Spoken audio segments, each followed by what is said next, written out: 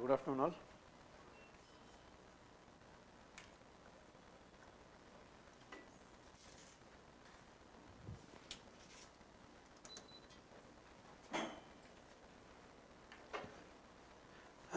Okay, so we'll discuss polity and governance part of GS2 mains today. So obviously if you have gone through the papers, you will understand that how many questions were there in polity and governance part?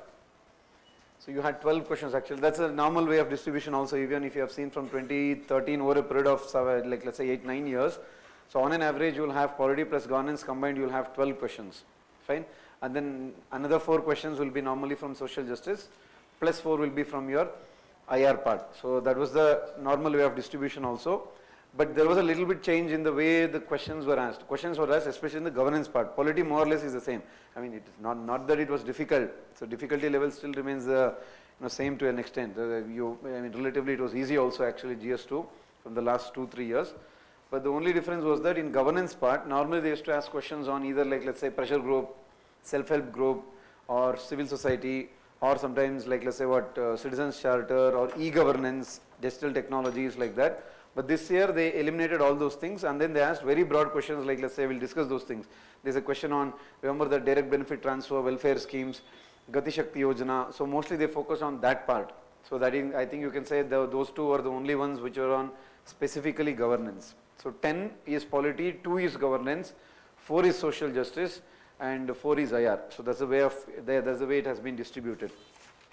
Fine. Yeah, okay. So then let's look at question number 1. Which are be 10 markers and then we'll gradually go to the 15 markers. If possible, you guys can keep note downing, you can note down few points.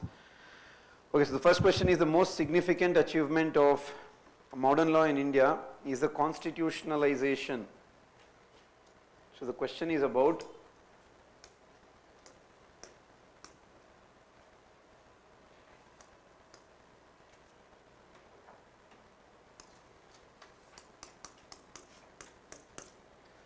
constitutionalization of environmental problems by Supreme Court. Constitutionalization of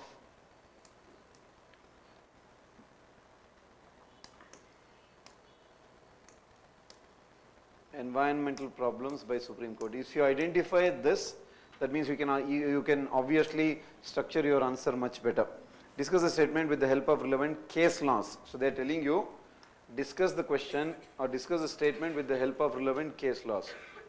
So as multiple times they would have told, even now you will be knowing, so that what is the first aspect of the major thing that you have to ensure in any question is what? What is the demand of the question? So the question is demanding, in simple words if you want to simplify it, so how did Supreme Court give multiple verdicts and thereby ensure that protection of environment, conservation of environment is very important. So that you have to focus more on by giving what? You should mention various cases. Remember we keep telling MC Mehta case, Delhi air pollution case, this, that. So you have to give those cases and then you have to tell how it has led to environmental protection. Don't get confused as to, sir, then what do you mean by this constitutionalization?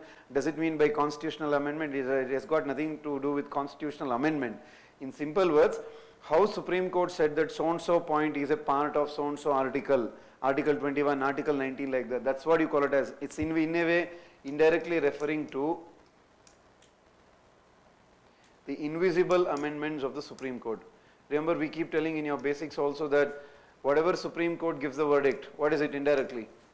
Invisible amendments to the Constitution. That means they don't amend the Constitution because they don't have that power. So what is it then? Invisible amendments. So that is the idea. So then how can you structure your answer? So you can structure your answer by telling maybe like let's say about you can't define anything here. Ideally in introduction, any keyword it's better you define, but you can't exactly define it here. Maybe what you can tell is, you can start like this and tell that Constitution itself, I'll just broadly tell whatever you want, you note it down, but mostly I'll focus on the structure part. So that is the introduction part. Constitution itself consists of a lot of provisions related to the protection of environment. For example, you have Article 48A, fine, which is what? Which is a DPSP added by 42nd Constitutional Amendment 1976. So obviously what does that tell?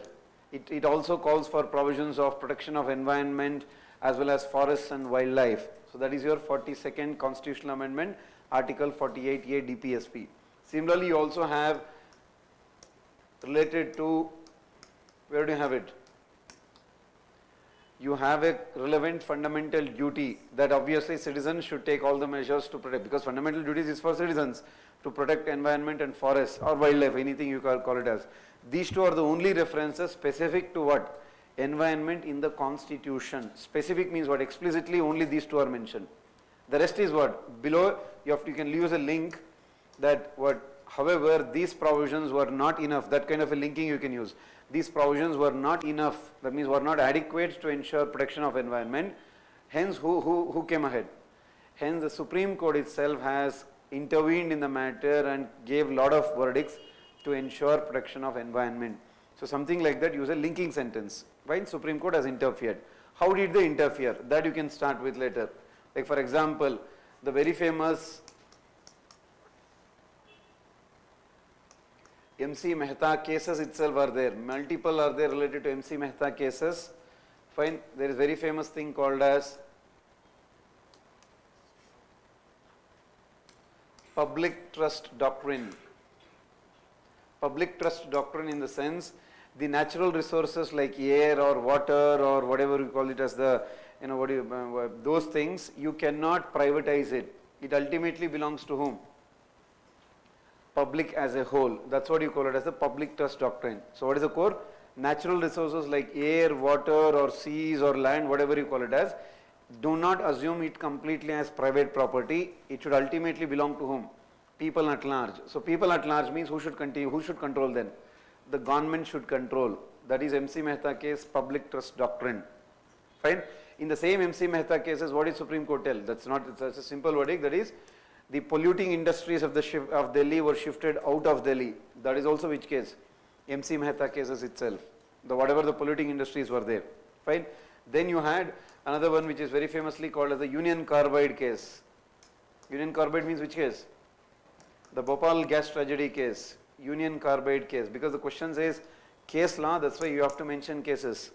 In this case, Supreme Court talked about what? That you will have, what will you have? Absolute liability. Absolute liability means what? If anything goes wrong, like with respect to your, like let's say you have an industry or something, some disaster happened, nuclear disaster or some other gas leaks, complete responsibility is on whom? The complete responsibility is on the company. That's what is absolute liability. You should pay all the compensation. Earlier we used to have reverse of it. We used to have what liability? We used to have limited liability. Now it is absolute liability. You are completely responsible for that. That is the Union Carbide case. Similarly, for example, there was this case related to Vellore Citizens Forum case or Citizens Welfare Forum case. Vellore Citizens Welfare Forum case, in which Supreme Court gave a principle called as PPP. Here PPP means polluter pays principle. Look at the word itself. Polluter pays means what? Whatever the damage you did, you should pay for that. That is polluter pays principle. Let's say you opened a, obviously I think you all will be knowing that by now. You have a company, you have an industry, you polluted the water or whatever. So obviously you have to pay it back. Polluter pays principle is there. Fine. So that aspect is, that is also another one. Supreme Court has also given, like for example, in Narmada Bachao Andolan case, NBA. So it again redeclared that citizens, what do you call as this, access to clean drinking water or to the water, air, everything, it is part of your, in simple words, Article 21, right to life, right to live a life of dignity. Fine, everything, right from water, air, everything, clean air, clean water, everything is part of your Article 21, because without that you can't live a dignified life. So all these are the cases. In fact, there are so many also. There is case related to sustainable development also, in which in a case Supreme Court has defined what do you mean by sustainable development itself. That should be the guiding principle of all the development programs, everything. So these are all the case laws which has led to what? Constitutionalization. Remember that Diwali welfare cracker, Diwali crackers case, but that's not a landmark case, but these are major ones. So just write some 4 5. So that itself is your answer, how Supreme Court has interfered.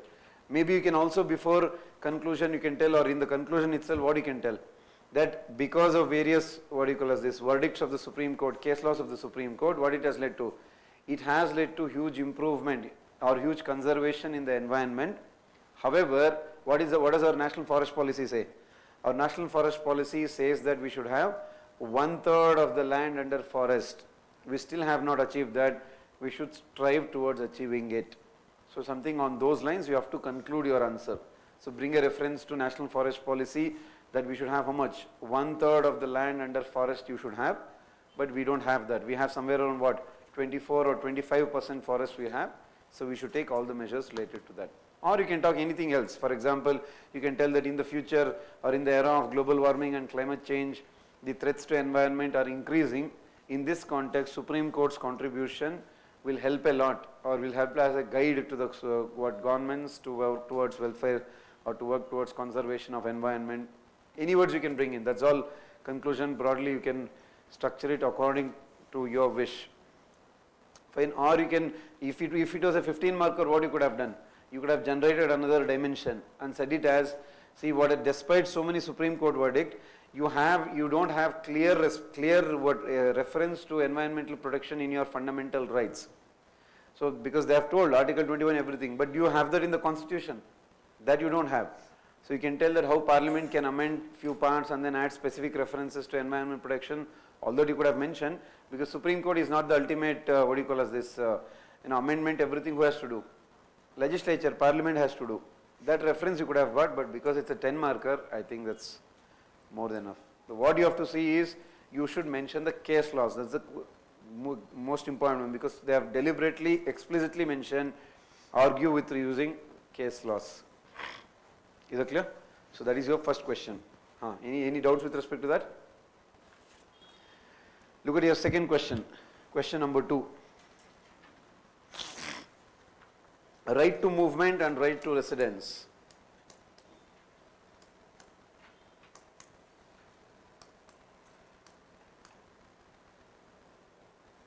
Right to movement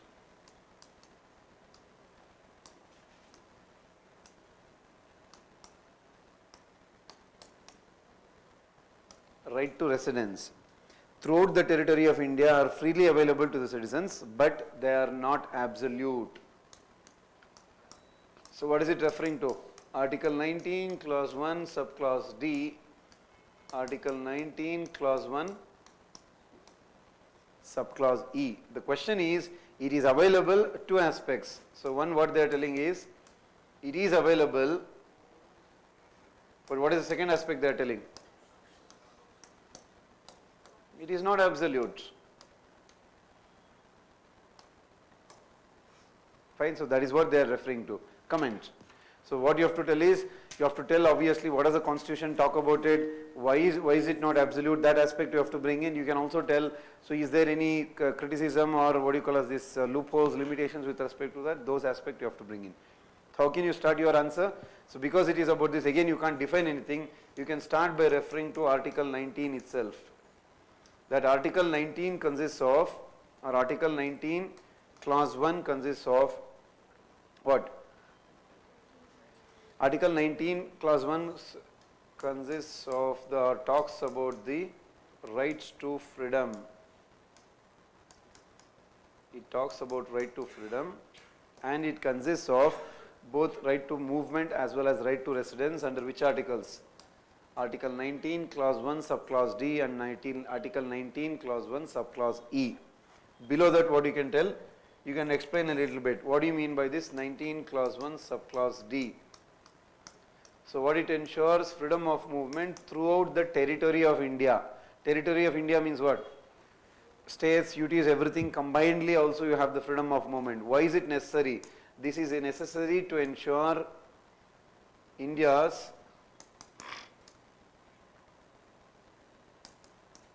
This is necessary to ensure our political unity and and integrity, because obviously people have to get mingled, you have to give that provision. So it ensures political unity and integrity, because people integration will happen. Right? So that aspect you have. But is it absolute? Okay, that also you can tell. This includes 19 clause 1 subclause D includes only which movement? Internal movement, because the clause clearly says throughout the territory of India. External movement going to other countries outside the country is not here. It is under your Article 21. So it doesn't fall here. It only talks about internal movement. So there itself you can tell that is it absolute? Obviously it's not absolute. However, like any other article, for example, any other fundamental right for that matter, it is also subjected to what? It is also subjected to reasonable restrictions. Fine. On what grounds? See, these are all basics of Lakshmikant itself. On two grounds. One is on the larger public interest, and what is the second one? On the interests of whom? Scheduled tribes. So on those grounds your movement can be restricted. Is there any cases related to that? Obviously there is. For example, in Lucy D'Souza versus State of Goa. Fine. And then in what do you call this? Kaushalya versus State of Uttar Pradesh.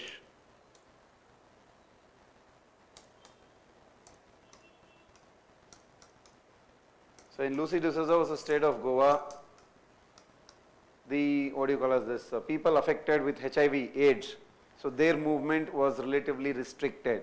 In Kaushalya versus State of Punjab, those people who are involved in profession of prostitution, their movement also was relatively restricted. So that is the case laws related to public interest and all those things. Scheduled tribes is more than obvious. Your movement into Scheduled Tribe 5 areas or Schedule 6 areas, it is not so easy. You can refer to Schedule 5, Schedule 6 areas itself. It can be restricted, your movement there. Of course, restrictions, this one also. Or you can refer to inner line permit concept. Remember that inner line permit? That is also a kind of same. Your movement into tribal areas is restricted. If you want to, you can also tell why. Why is it restricted? More than obvious. Because to ensure their cultural, because they have a kind of cultural civilizational differences or distinct identity, to ensure that it is not affected. So your normal common people's movement into their areas is restricted. So that is one. Fine. So right to movement, clause 1, subclause D. What do you mean by that? Why is it necessary? What are the reasonable restrictions? On what grounds? Any cases? Or inner line permit, Schedule 5, Schedule 6 areas, all those things. Even like for example, foreigners restriction order is also there, but this is mostly for Indian citizens. Then gradually, then another structure, go to Article 19, clause 1, subclause E. So same thing, it includes two components. What is the first one? First one is right to reside. Fine. So reside means what here? Temporarily settle. So then the second one is right to settle. That is temporary, sorry, this is permanent settlement. So this is temporary and this is permanent. Fine. So temporary settlement and permanent settlement. That's what is the two components of your right to reside or right to move, right to reside and settle. Again, why is it needed? More than obvious reason, this is also needed to ensure India's unity and integrity, because people across the country should be able to move anywhere and settle anywhere for business purpose or whatever. Again, this is also subjected to reasonable restrictions. That also you know. What are the grounds for that? Same grounds, public interest, interests of scheduled tribes. So why is that? For example, because historically scheduled tribes, if there is no restrictions, what will happen? It might lead to their alienation from their own lands. People from outside will come there, settle there, buy the properties there. All those issues might happen. That is the reason to avoid such issues. It is very difficult. You can again refer to, if you want, Schedule 5, Schedule 6. It is almost, you can say, it is prohibited for, what have they prohibited? Sale or transfer of the land from scheduled tribes to non-scheduled tribes, prohibited. You cannot do that. That's absolutely undone. Fine, that's not possible at all. That's what you call it as Schedule 5, Schedule 6, reasonable restrictions, right of movement and freedom of residence. Fine. Is it necessary, or sometimes is there any kind of controversies? You can generate a dimension if you have space and tell. However, there are few criticisms related to these restrictions. Yes. For example, what? There are few people who argue that because you have what you call as kind of restrictions you have put, so the mainstreaming of the northeast areas or the scheduled tribe areas has become difficult. There is an argument like that. For example, inner line permit, a lot of people, inner line permit is not mentioned in constitution, so don't confuse like that. A lot of people have a criticism that because of these restrictions, other people cannot go, other people cannot settle there. So obviously what it affects? Their unity and integrity with the mainstream India will get affected. That criticism part is there. Sometimes a lot of people tell that it can be misused. For example, there were criticism that why are you putting unnecessary restrictions on people practicing prostitution, people practicing, people affected by, that angle is also there. You can bring in that angle that there are certain criticisms, but you will not have that scope if you have written all these things, but you can do that. Fine. So finally, how we have to conclude? So you can conclude saying that like all the fundamental rights, so this also is what? This right is also not absolute. So what you can do? You can put, that is the constitution itself has put certain restrictions on that, which is needed for the larger interest of ensuring India's unity and integrity. Find something on those broad lines, that you have to put certain restrictions. Because by nature fundamental right is what? It's not absolute, it is qualified in nature. So that's the reason you need certain restrictions. Fundamental rights are not absolute, they are qualified in nature, hence certain reasonable restrictions are justified for the larger purpose of unity and integrity of the nation. Okay, so that's your broader question. Next one, any points you want to add, you can of course add.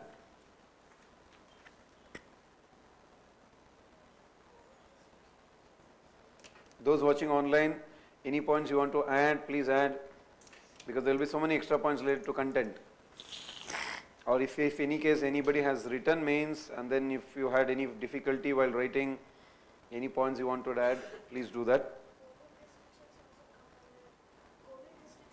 COVID restrictions also in a way the same. COVID restrictions is also the same. For example, right to move especially, COVID restrictions we can mention that, 19 clause 1 sub clause D, same thing, public interest, recently, correct.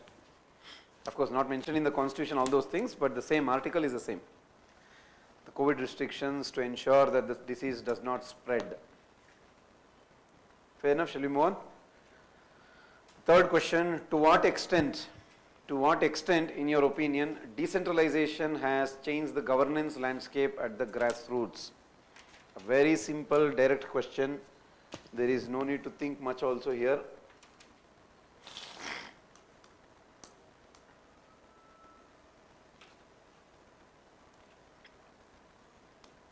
Decentralization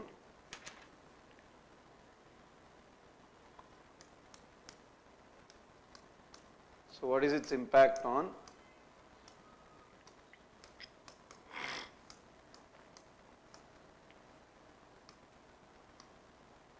grassroots governance? So that is the angle. So here itself if you subdivide, what can you write in your intro? You can clearly mention constitutional aspects, because if you want you can talk about Article 40. That Article 40 talks about, what does it say? Article 40 says that state should give adequate powers to the local bodies so that they become what? So that they become true units of self-governance. So Article 40 says that. So state should provide adequate powers and functions to the local bodies so that they become true units of self-governance. And what did we do?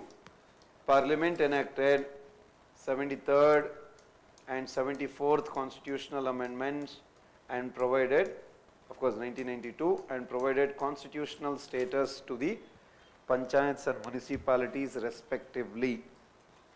So that is the basic, because in the introduction itself, if you bring in those constitutional angles, Article 40, 73rd, 74th and all those things, it is a kind of an addition. And then you come to the core part, because it's a 10 marker, you will not get so much of scope to write the basics and everything. Has decentralization to an extent. So you have to tell positive one, that is you have to tell that how decentralization has positively impacted. So that you have to tell, positive changes or positive impact on grassroots governance. So obviously it will have an impact, no doubt about it. How will it have an impact? First one, it leads to, what does it lead to? It leads to customization of development process. That means, what do you mean by customization of development process then? That is, we will move away from the centralized top-down approach, one size fits all approach, everything is done away with. You can take the realities of the rural levels and then plan it accordingly. That is customization of the development process. If you want to write example, you can tell, for example, Gram Sabha itself has the powers under MG Narega to make or to draft programs for its village. That is what you call it as customization of the development process. Fine. You can tell, for example, participation of the local people. That's the biggest advantage, because that is the what democratic all those words you can use. Participation of local people in the governance. That's what you call it as, in other ways what? Democratic decentralization. Fine, people will participate that in the governance process. Then third one is what? Like let's say for example, so because of the 73rd and 74th amendment, more women are taking part in the overall governance process. Whatever you write, just try to link it to what? The grassroots governance and all those things. More women are taking part because of the more than obvious provision. What is the provision? Because of the 1/3 reservation given to them. So obviously the priorities of women and children will get more scope. Fine, so that is another one. Same thing you can add it for what the SC and ST also, because they get the reservation based on population. That also will lead to their greater representation. Their needs will be taken care, thereby improving the governance process. Fine, and so much of what do you call it as the financial leakages, everything will get reduced, because directly you give the funds to them, so they will design the program, they will implement that. Obviously financial leakages, everything will get settled. I mean reduce in the sense, not like 100% it will go away, financial leakages will reduce. So these are all aspects of what? Positive impact, because it's a 10 marker I am telling you. So broadly all these aspects you can include. However, obviously it's not so good. What do you have to tell? However, there still, that is these local bodies or decentralization also suffers from what? A lot of limitations. They have a lot of limitations. So typical question they have given actually, GS2 they have made relatively very easy. So more than obvious, now we can say 4Fs also, because UPSC itself has given. They all suffer from problems of 4Fs. So what is that 4Fs? Functions to funds to functionaries to another one. Now what they call it as, UPSC itself has made it famous because of this word, that is functionality. Functionality means what? Even though you are given the function, you may not be able to implement it because you don't have the experience, you may not have the money, you may not have the labor, that is workforce, whatever. That is problem of 4Fs they suffer from. So obviously, how will they improve the grassroots governance then? Limitation will be there. Let's talk about obviously women. So one is what? Those candidates are not trained better. That means you have given them reservation, fair enough, but if you don't train them better, how will they get the awareness? How will they get the administration done? How will the grassroots governance improve? And obviously the second one, which obviously everybody knows, the consequence or the negative impact of Pati Panchayat or Sarpanch Pati, whatever you call that as, that also will have an impact on the overall governance process. Fine. And then Mani Shankar Iyer committee. So what did it famously tell? That the decentralization of governance has led to decentralization of corruption. Obviously, it has had a negative impact on the governance process. Decentralization of what governance led to decentralization of corruption. So corruption has also gone to the deep level. That is Manishankar Iyer committee report. So this is a few, and then of course you can tell, in general they all have the loopholes of what, or if you want to tell, most of the grants given by the states and central governments are of what? Yeah, so they are tied. So because when it is tied, obviously what will happen then? How can you use for your own purpose? It is still, that means center is still dominating. We need more of untied grants. So that is another solution that you have. Unfortunately, more of it is tied. They don't have local bodies, we have already mentioned it here itself. They don't have the financial self-sufficiency. So loopholes. Fine. Participation of people is very less because even today, very few people participate. Gram Sabhas don't meet regularly. Gram Sabha resolutions, Gram Sabha functions are not mentioned clearly by the state legislature. All that are there. Lack of participation of people because of various grounds. One is Gram Sabha not effective. Two, caste barriers are there, class barriers are there, gender barriers are there, education, literacy barriers are there. That all will affect obviously the participation of the local people. So this all will is what? Look at the question itself. To what extent decentralization changed the governance landscape? Of course it has changed, but what is the loophole? It is still yet to improve in lot of aspects. So then in the conclusion, how can you bring in? Try to bring into, if in the beginning you have mentioned about Article 40, in the end just try to link it to what?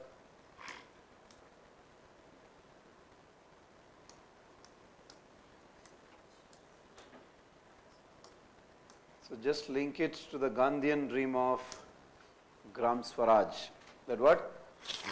We need to truly empower the panchayats as well as the municipality, because they are not telling you only panchayats. Broadly they are telling you decentralization, but mostly you can write about panchayats itself, that we need to truly empower both panchayats as well as municipalities to realize the Gandhian dream of Gram Swaraj, as well as ensure what? True participation of the local people in the governance process, or to transform India from a representative democracy into what? Yeah, so all those, any words you can use, there are multiple ways of writing conclusion. So one is to ensure that is fulfill Gandhian dream of Gram Swaraj. Second is to ensure, second one is to ensure that we transform, that is India gets transformed from a representative democracy to a participatory democracy. So for that obviously you need the true empowerment. Fine. So any other points you want to add, please add. But I think these are all direct ones. You will not, you don't have to have more confusions. Just you have to structure it better. So here the challenge is, are you using the respective keywords properly? Because that is the keywords and the language will have an impact always, especially in papers like GS2, GS4, where you have to bring in arguments. Like in GS3 or in GS1 you can write specific points. Like science and technology, you can write specific points. But GS3, GS4 matters on what? It plays on language. That means you have to manage with the way you write the answers. It should look like, okay, you are addressing the demand, plus you are using the constitution, polity related specific language. Then and arguments should come better. Automatically you will have a high chance. And wherever possible, of course, examples and all those things you can give. In fact, if it is a 15 marker, what you should have again done? Way forward is missing, that also you have to do, but by the time you write this, I think for a 10 marker it will be very tough. If in case you can manage, you can write there itself some kind of solutions. Fine. So way forward is still missing, that I think you will be knowing. So panchayats way forward, you have so many steps related to that, you can add that. Okay, so let's move on to the next question. Discuss the role of Vice President as the chairperson of Rajya Sabha. See, because Vice President election, President as well as Vice President elections happened, they have asked both the questions. That, and because French President election was also there, they have compared to that. That's what is your 15 marker they have given. Where is that? Question number 14. The procedure through which President of India and France are elected. It is a bit, actually it is not so easy, because the French President election, it has happened. If you had studied when those who are writing means, then it would have been simple. because the detailed one you have to understand. Okay, fair enough. So let's go to the, again another pretty direct question.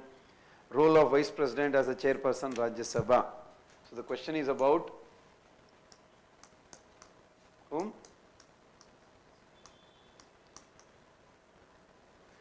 Vice President and his role as chairperson Rajya Sabha. His role as chairperson Rajya Sabha is what? Exactly the same what Lok Sabha Speaker does. Speaker does with to Lok Sabha. Exactly the same. There is no other difference at all. Fine, you can almost the same points itself. You don't even have to make a structure broadly here, but just mention Article 63 provides for what? Article 63 of the Constitution provides for the office of the Vice President. Fine, Vice President of India. And Article 64 says that what? Vice President is, what is he? That the Vice President is the ex officio chairperson of Rajya Sabha.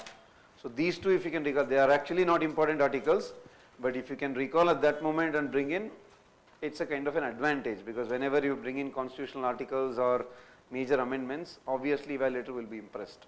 Fine, 63 is for, it says Constitution provides for that there shall be a Vice President of India. 64, he will be the ex officio chairperson of Rajya Sabha. So then obviously, so his role as chairperson Rajya Sabha. So just put a small subheading, then Vice President as, or his role as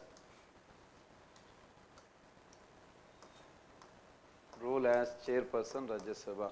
If you want, just you can use a linking sentence and say Vice President's role as a chairperson of Rajya Sabha is what?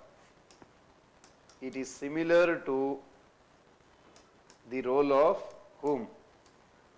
It is similar to the role of Speaker with respect to Lok Sabha. And then you write few points. So obviously you know that what he will do, he will summon, not summon sessions, he will not come. He is what? He is the final interpreter of constitution or laws or rules, but in which house? With respect to Rajya Sabha, because he is the head of the Rajya Sabha.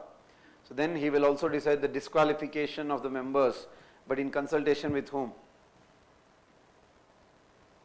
In consultation with the election commission. Sorry. No. This is in consultation, that is different one, that is president. He decides the disqualification under which act? Under anti-defection law, 10th schedule. So that also he decides. And when does he vote? He will only have a casting vote. So that is when there is a tie. So that angle you can bring in. He decides what? He decides the quorum, and he decides what? He uses adjournment as well as adjournment sign die. So that is all those things you know. I don't even have to explain that. He appoints the members of Rajya Sabha for various parliamentary committees. Fine. So money bill he doesn't have that power. Joint sitting he doesn't. Okay. I think that's the in general one. Of course you can use other ones also, like for example, okay, ultimate interpreter, secret sitting. He can provide for the secret sitting of Lok Sabha. So that he can use decorum. Remember all those things? That it is a role, it is a function of the Vice President or the Chairperson Rajya Sabha to ensure that the House function based on decorum, disturbances, all those things are not there. He can also do what? He also has the power to suspend the members in case of unruly behavior. All those aspects you can bring in. I mean, you don't have to remember extra things. Whatever you have written with respect to Speaker Lok Sabha, just copy paste the same. But what is the difference? However, Vice President differs from the Speaker Lok Sabha, or differs from, with respect to two instances. One, he doesn't have any power with respect to money bill. Two, with respect to joint sitting, he doesn't have that. And three, when his impeachment, when his, not impeachment, you can exactly call them as, when his removal is being discussed, what he can't do? He cannot preside, plus he cannot even vote, even in the first instance. Reason? He is not a member of Rajya Sabha. So that angle you just bring in, because there is no other angle that you can bring in, because the question itself is clearly telling you his role as Chairperson Rajya Sabha. But maybe what you can bring in an angle, that Rajya Sabha, which is considered as the House of Elders or the upper house, so experts house, has functioned very efficiently over a period of time, but in the recent decades there is a decline in its efficiency also because of what do you call as this parliamentary disruptions and all those things. So that has to be addressed, and Chairperson Rajya Sabha can bring in a what do you call as this his personality will have an impact on the overall functioning of Rajya Sabha. On those lines you try to bring the answer. Fine, that is the conclusion one, that in the recent decades unfortunately there is a decline even in Rajya Sabha because of the disruptions. So then what do you have to do? You have to take adequate measures to improve the overall functioning of Rajya Sabha, because it will act as the real check, experts house, elders house. So that angle you bring in, but don't write too much about just Rajya Sabha, because here you have to talk more about what? Vice President as the ex officio chairperson. In general you can't write about Rajya Sabha, then the evaluator will feel so you have not understood the demand itself, you are writing about Rajya Sabha in general. Okay, so that's a pretty direct question, I don't think you need a major discussion also. Then the next one, discuss the role of NCBC, National Commission for Backward Classes. So in the introduction you should write few basics about NCBC. NCBC, discuss the role in its transformation of, okay, that is the point, is discussion. So obviously what you have to tell? You have to write some basics in the introduction, then you have to write its positives or its role, then you have to write certain limitations. So that is how you have to structure this particular answer. So NCBC is what? Obviously you can give a reference to the past one also. Earlier it was established as a statutory body, because there the question itself is telling transformation from statutory body to constitutional body. Earlier it was established under which act? 1993 Act. So on the wake of, that means because of which case?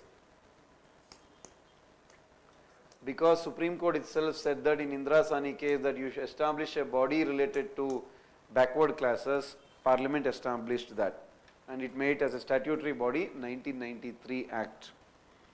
So then what happened? Recently it has been given constitutional status. Which amendment? 102nd Constitutional Amendments 2019. Fine. Under which article?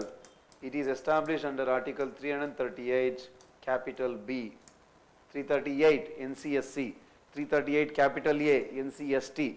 This is 338 capital B NCBC, National Commission for Backward Classes. Obviously, what kind of empowerment will it have?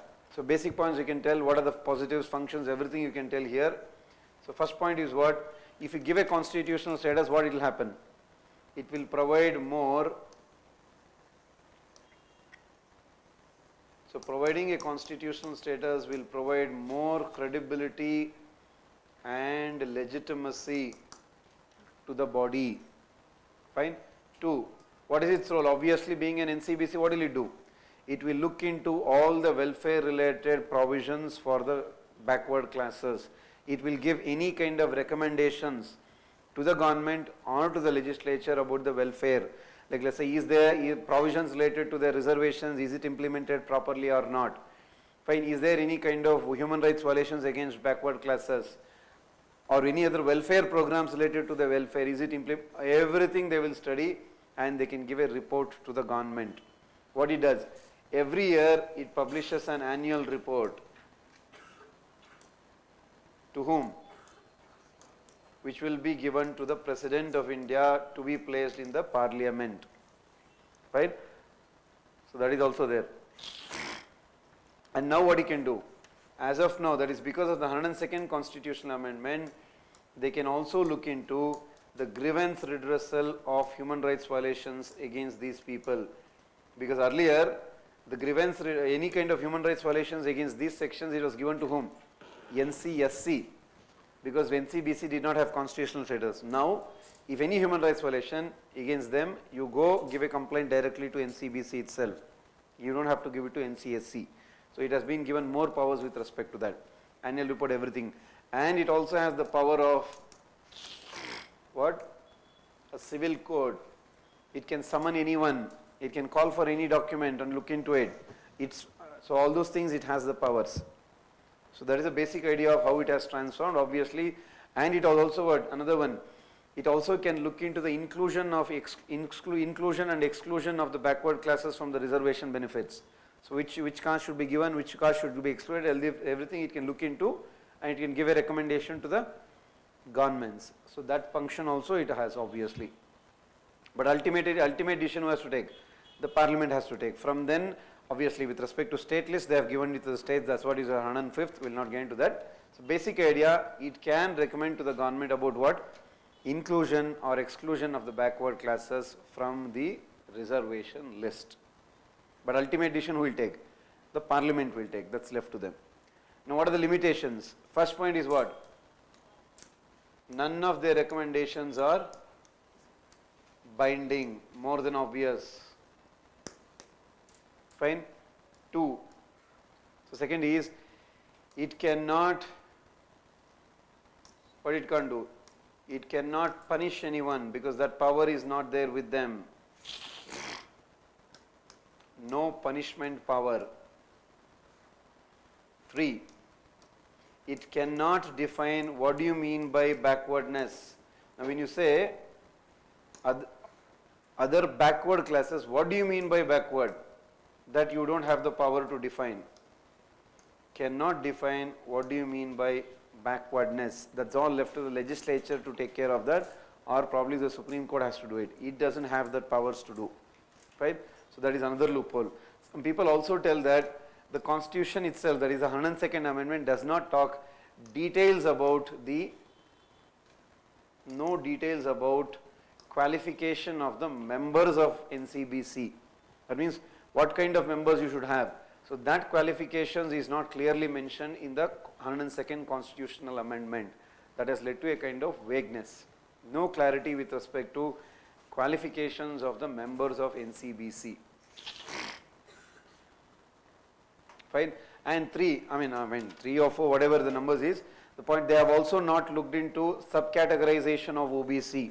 Remember, you have a committee now, Justice Rohini Kumar Commission, but it is not this committee which is looking into it, it's a separate one. So what was NCBC doing then? It has not taken adequate measures with respect to subcategorization. Subcategorization, you know, right? Within OBC, like how in states level you have 1A, 1B, 2A, 2B, so that kind of thing we will have it at the national level, but nothing has been done with respect to that by NCBC. So that is the idea. So limitations. But obviously what you can tell, in the conclusion you have to, again as I told, if it was a 15 marker, you could have again written way forward that most of its recommendations should be accepted by the government. If not accepted, what they should do? They should give a report as to why they did not accept the recommendation, that you have to tell. Fine. So next one, what you have to tell is it should also have the powers to define backwardness, to what do you call as this, subcategorization. That power also you should give it to them. They should be given more autonomy with respect to their functions, finances, human resources, everything. So that point you can tell it. Although it could have become a way forward, but because it's a 10 marker, there is more than enough. What you can conclude? You can conclude saying that, and of course there is another criticism, saying that, criticism part, that how can you equate NCBC with NCSC or NCST? This is another criticism that is there against it. What is the reason they give? See, the SC and ST categories have an historical injustice to them. In Indian society, you can't equate SC and ST with whom? With backward classes, whatever is the issue. Because they are on different levels, backward class is on different level, please don't compare them, is another criticism that you have. It should have actually been a statutory body itself. That's a criticism part, you can tell that there are criticisms that equating or providing NCBC the equal status with respect to NCSC and NCST is not reflective of the true Indian society. Right? That is another criticism part. Of course, broadly you have to conclude saying that, providing a constitutional, because the question is talking about that, providing a constitutional status to NCBC is a step in good direction. What is the reason? Because backward classes constitute the greatest, the share, the numbers with respect to population, they constitute the greater numbers. Hence, we need to take adequate measures for their true empowerment, for the true representation in education, jobs, everywhere. Clear? So that angle you can bring in. according to what Mandal Commission, how much? More than around 52% of Indians are OBCs, one or other way. Obviously, we need to take measures for that. Okay, so that's all for other parts. We can't discuss those things here. Next one. So those are 5 polity questions of your section A. I mean 10 markers. Now the governance questions. Gati Shakti Yojana needs meticulous coordination between government and private sector. So this is the key here. If you forget about that and keep writing about Gati Shakti, then it becomes a little bit. So even though the question is on Gati Shakti, obviously everybody knows now it's a Gati Shakti Yojana. But the question is demanding about what? Coordination between government, private sector. So that is where you should focus more on.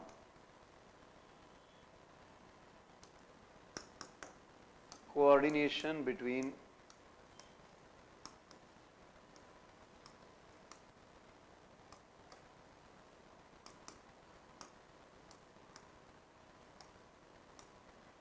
government and private sector to achieve connectivity, whatever, obviously. Overall success of the program, for that you need coordination between. So how can you start your answer? So write some details about what? What do you mean by this Gati Shakti Yojana? Obviously you know what is that official name, what are they doing? National Infrastructure Master Plan, right? Or National Infrastructure Connectivity Master Plan. Okay, so I think the official name is National Infrastructure Master Plan. Connectivity word might be there, just cross verify once. So that is the official name. So obviously what are they trying to ensure? The intention itself is to ensure what?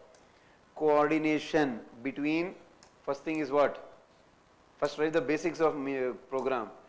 The intention is to ensure coordination between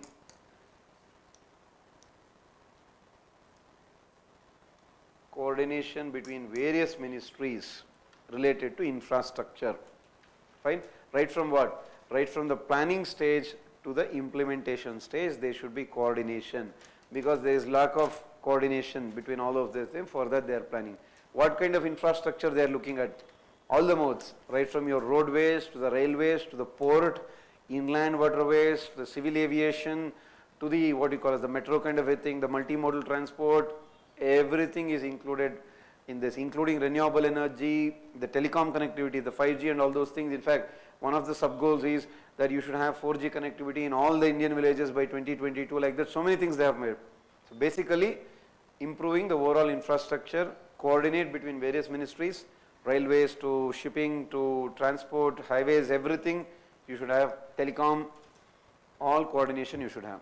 Obviously it has overall goals is to ensure connectivity and all those things, to reduce the logistics cost, ease of doing business should be improved, duplication, all those things we have to reduce. So much is there. That is the basics. But after you read, like let's say one half, 50% of one side, automatically you have to shift to what? Coordination. That is what? Success of such a huge project cannot be ensured without whose involvement? Without the involvement of private sector. You obviously need their help. There is no doubt about it. So on what angles you can bring their help? So first one is what? They can help you in terms of finances. Fine. It has already been proven, because how much have we implemented? Over a period we have implemented already a lot of PPP projects. So we can get finances from them. So that is one. Fine. Two. For example, they keep telling, right, for infrastructure we need so and so $1 billion.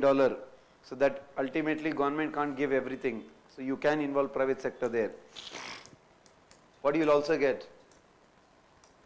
You will get better technology from them. You may get better designing, because they have better efficiency with respect to that. You can get better professional management, because they have the expertise. You can get better professional managers. Implementation will improve, because they are much better in implementing the projects within the concerned time frame. Fine. And because they are also obviously the benefits of the program, beneficiaries of the program, it will help a lot for both of them to coordinate. All those things are the advantages, why you need private sector, because government can't do it everything alone. But what is the challenge for them? The challenge is, whenever you have to involve private sector more, the challenge is with respect to the, again the coordination, that is, for example, even in the PPP projects we have suffered from this. Let's say you are involving private sector, again land acquisition you have to take care. Government has to take care, you can't leave it to the private sector, land acquisition issues are there. There will be obviously issues with respect to what? Environmental clearance, financial cost of the project, because there might be chances wherein they may inflate the cost of the project. So that chances might be there. How much should the government contribute? Then the issue will come up about the issue of user fees and everything. That issue will come up.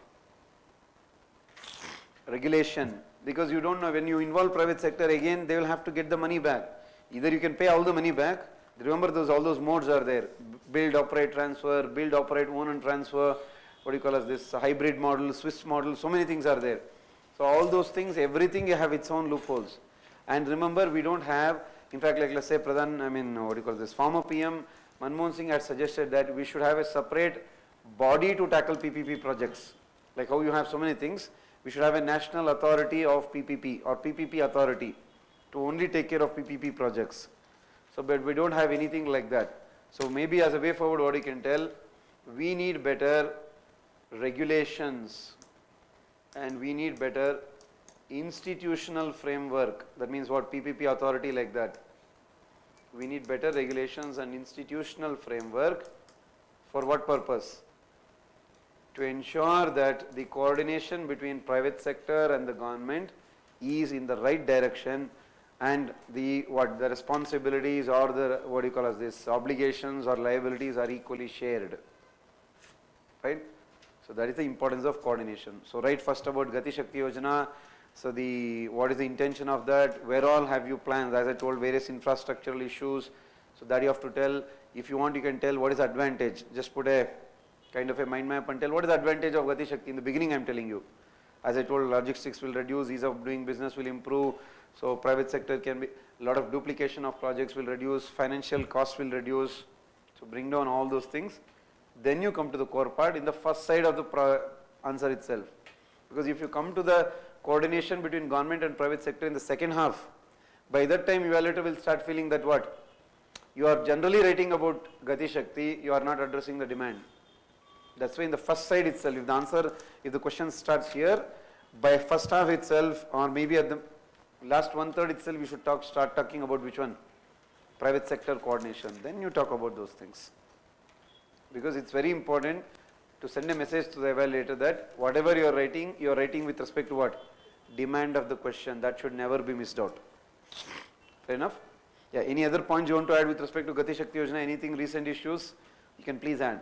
So I am broadly telling how you should structure the answer and all those aspects. Then next one. Seventh question is with respect to your social justice, Rights of Persons with Disabilities Act. So that Vikas sir will come and discuss about that. Eighth is again governance, as I told. So what is the question? A very broader one. It was actually not in news, but broadly they have asked about it, or maybe was there any issue, you have to tell me that. Reforming the government delivery system through DBT is a progressive step, it has limitations. A very pretty direct question. The question is about what? Direct benefit transfer. They are only directly telling you, what is it? They are telling you that yes, it is a progressive step. That itself is your first subpart. How DBT is a progressive step, how it will have a positive impact. But they are also telling you that what? It has limitations too. So that limitations is your second part. So in the beginning what you should tell then? Because the question is about DBT. Tell what do you mean by DBT. So what do you mean by DBT? Direct benefit transfer refers to transferring the financial benefit of the welfare programs directly to what? Directly to the bank accounts of the beneficiaries. fine, transferring the benefit, what do you call it, the financial benefits directly to the bank accounts of the beneficiaries, and most of the times it will also be linked with your Aadhaar. That's what that link, that all you know, so it will be linked with the Aadhaar. When did the project start? Actually the project started on 1st Jan 2013. It was a landmark initiative of actually Manmohan Singh. He was a very strong backer. He strongly backed that project, the direct benefit transfer. It was just when UPA was about to end its term, they came up with DBT, but Narendra Modi government has taken it to the next level. So that is 1st Jan 2013. What do you mean by direct benefit transfer? What is the basic intention? Obviously it is a progressive step. Fine, if you want to use a linking sentence, you can use a linking sentence. That what? Over a period of time, that is over in the post-independence era, governments have implemented various welfare schemes, but what are the major? Lot of those programs had multiple issues like targeting of the beneficiaries, to the financial leakages, to financial losses to the government. So many things were there, loopholes, duplication of the cards, all those loopholes were there. And what this tries to ensure? DBT tries to ensure those issues. How does it address? First point, what is the biggest advantage?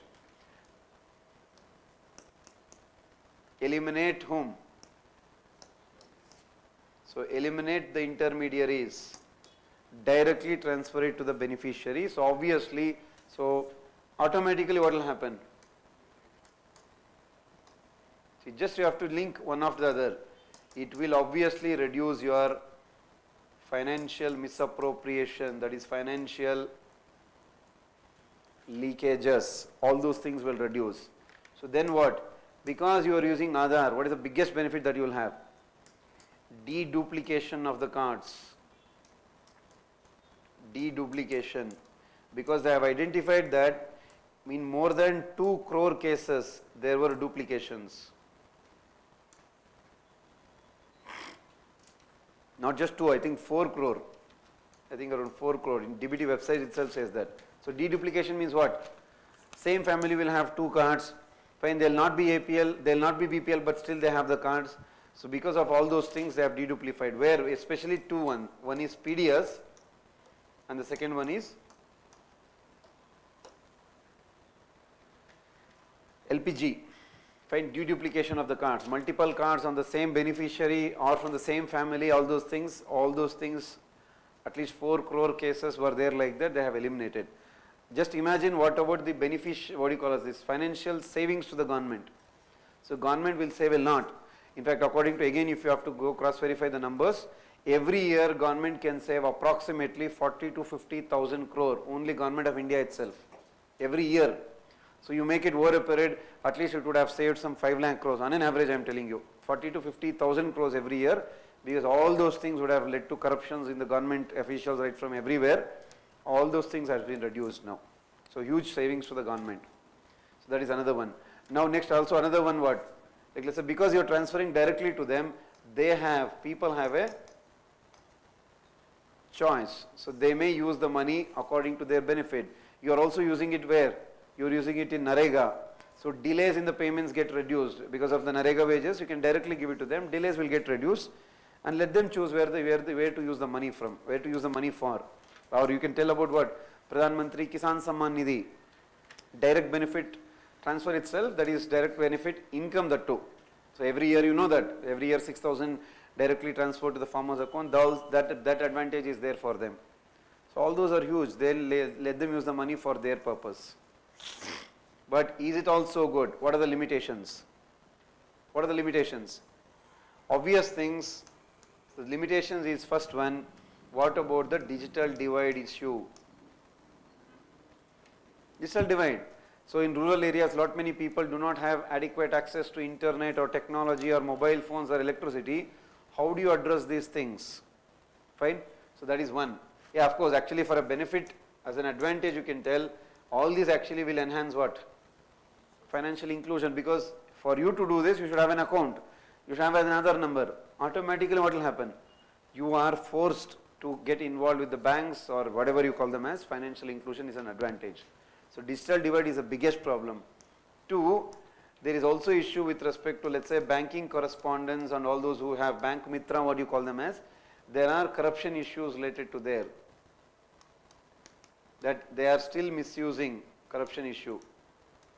They are still misusing, there are still delays. Like for example, last year there was a Narega related, what do you call as this, wages scam in Andhra Pradesh. So that the bank officials and these people are involved in corruption one, because you can't take it for granted that just because you put it in banks there will be, everything will be fine. There are scam related to that even there.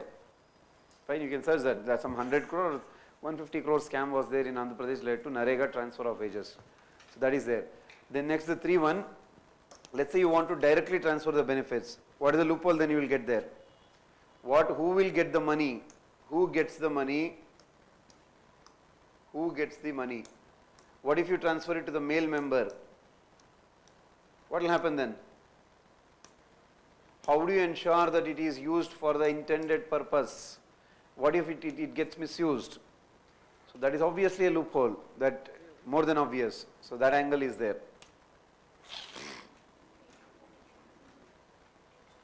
Data protection issues like cyber security issues. Cyber security issues are there. When it can be data protection, it can be related to the Aadhaar one. So all those issues are again there. So these are all challenges with respect to the welfare schemes, DBT. So way forward, what you can tell? Of course, you have to back the scheme. Whatever the irrespective one, it has helped a lot. So technological issues, you have to back the scheme. Maybe what you can tell, for example, what digital divide issues has to be addressed first. I mean, I think for that you will not have so much of scope. If you get scope, tell the digital divide you have to address. National, what do you call this, BharatNet, National Optical Fiber Scheme program that has to be implemented first.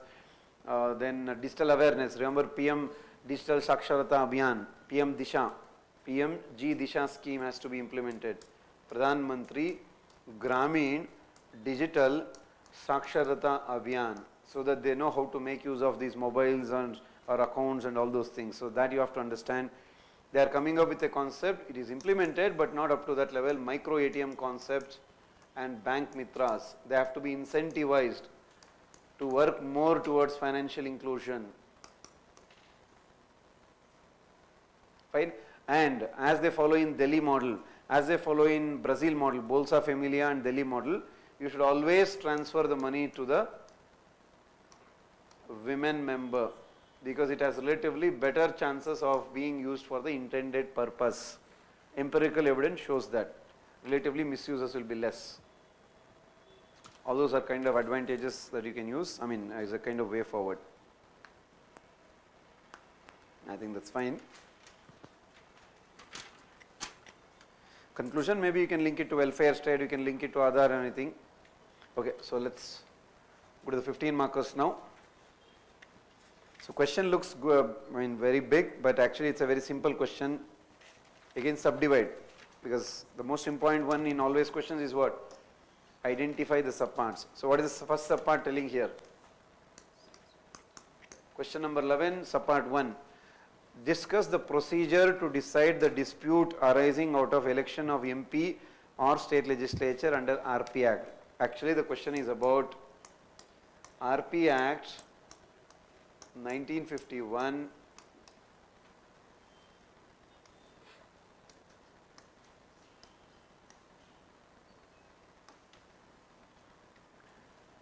Procedure with respect to what?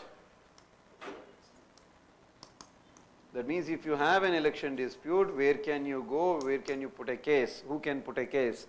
That's what is your first subpart. So we have to talk about that first. What is the second subpart? Second subpart is about the grounds on which election may be declared void. This is your subpart 2. RP Act 1951 .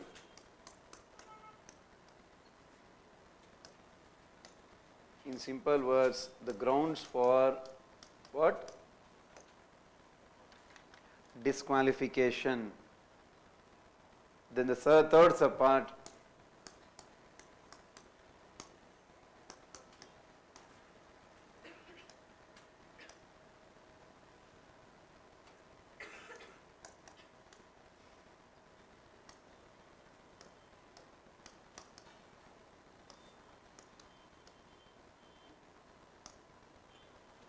refer to the case laws. Overall, when you are writing these things, you should mention some case laws.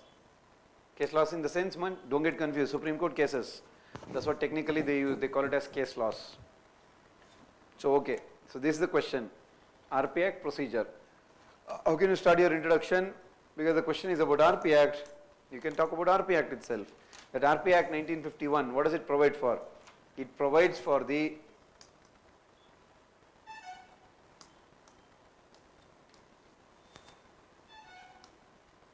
RP Act 1951 provides for, or it talks about, it has provisions related to actual conduct of elections. How do you conduct the elections on ground? What is the machine related? That one it talks about. It also talks about what? What are the qualifications and disqualifications of legislators? Qualifications and disqualifications of legislators. And what it also talks about? What are the remedies available to the disqualified candidates? That means after disqualification, what you can do, who can you approach, can you get it reduced or not, who can get it reduced. So that remedies also RP Act will talk about that. Fine. Qualifications and disqualifications of legislators. After you have been disqualified, where can you go and ask for reduction of the disqualification? That is the point of remedies available. Exactly, just directly they have given the question. Fine, that is because entire RP Act is that.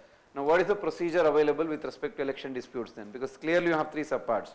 So first point is what? According to the RP Acts, so what is the first aspect?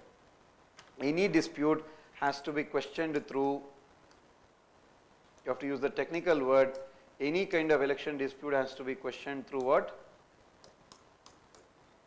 Election petitions. Fine. To the respective authority as mentioned in the RP Act. You should put a petition. Second is, who can put the petition? Petition means who can initiate the case. Either, who can initiate? Either the candidate. Let's say for example, Raj Narayan initiated the petition against Indira Gandhi. So you can initiate as a losing candidate, or who can initiate? Or even the voter, the common man, elector, they can also put a case. So anybody can put the case, an NGO can put the case, fair enough. Either the elected candidate, either the candidate who has contested or the elector, anybody can put the case against, initiate the petition. That is the first aspect. Within how many days? The petition has to be initiated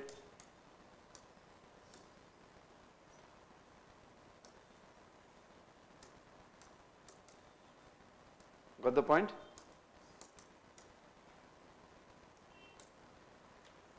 Within 45 days of the election date, not the result date, within 45 days of the election date, you can initiate a case. So that is another one. Where can you initiate the case?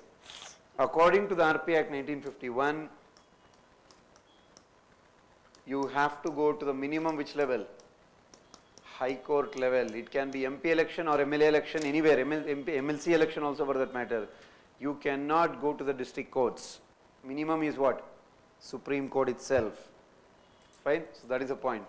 Let us say you are not happy with its decision. It's not final. More than obvious, where can you go? It can be appealed in the Supreme Court. So this is the procedure for the disqualification, or what you call it as the procedure for deciding the disputes. Clear? Election related disputes. Now the second subpart. What are the grounds? Typical, remember Lakshmikant? So there are a lot of grounds with respect to the disqualifications which are mentioned in section 8 of RP Act. If you can recall, we have already discussed all these things in your basics itself. So what does it mention? You can be disqualified for any kind of electoral offences or corrupt practices. Fine, then you will be disqualified if you are convicted for more than 2 years in any case. So same moment you will be disqualified, more than 2 years. That is another one. Remember that Lalu Prasad, we will write that Lily Thomas case, that is more than 2 years conviction.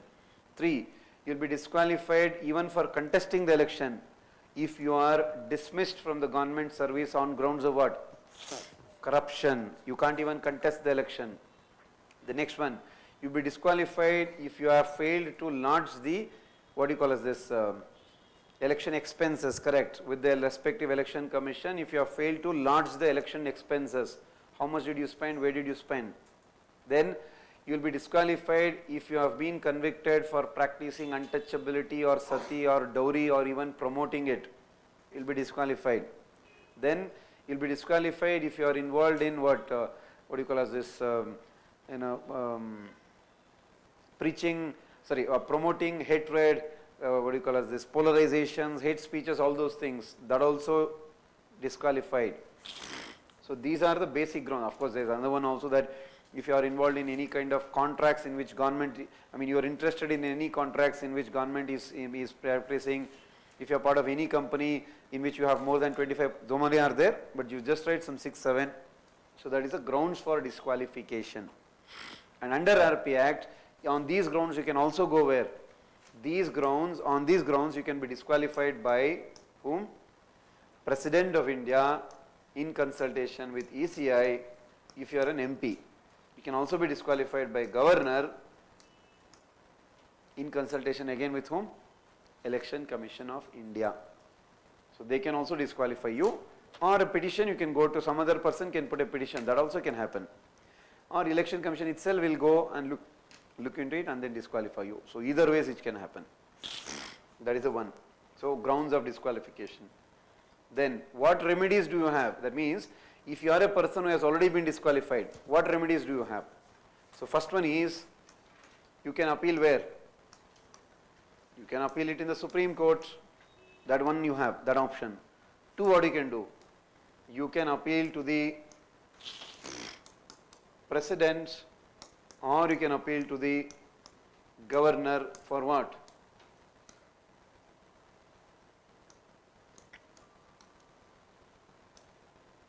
Not conviction, you can use the word to reduce the, so to reduce what? Disqualification duration. You can ask the President or the Governor. In fact, you can also ask whom? You can also ask the Election Commission of India, same thing, to reduce your disqualification. If Election Commission reduces, President is bound to reduce, or directly President can also reduce it. Of course, normally he will do it in consultation. You can ask him, for example, remember I forgot his name, the former Sikkim Chief Minister. So he was already disqualified for 10 years or something, 10 years or 8 years. So but then, so Election Commission said, okay, we'll reduce it to 2 years. So they reduced it based on whatever. So Election Commission reduced it and President said, okay, fine, you will be disqualified only for 2 years. Later 2 years he contested, I think he has again come back to the legislature. So that point is also there. This is the remedy available, fine. So then what else do you have? The remedy available for the aggrieved party. I think that's it. Supreme Court appeal is there, Election Commission duration. So these are the only things that is available, fine. Now what do you have to refer to? What are the case laws? The first major case law is the landmark one. Which is it? You can't write in general election related cases. What do you have to tell? RP Act related provisions you have to tell. In general nothing will happen. Lily Thomas case. What is it related to? Section 8 subsection 4 declared unconstitutional. So what is that section 8 subsection 4? That if you are a sitting legislator and you are disqualified and you are convicted for more than 2 years, what did the provision say? If you appeal it in the higher court, that is if you appeal it in the Supreme Court, within 3 months your disqualification will be stayed. Got the point? It was related to whom? It was related to, not to the common man, an MP, an MLA, an MLC, it is for them. Which case? If you are convicted for more than 2 years, and 2, what do you have to do?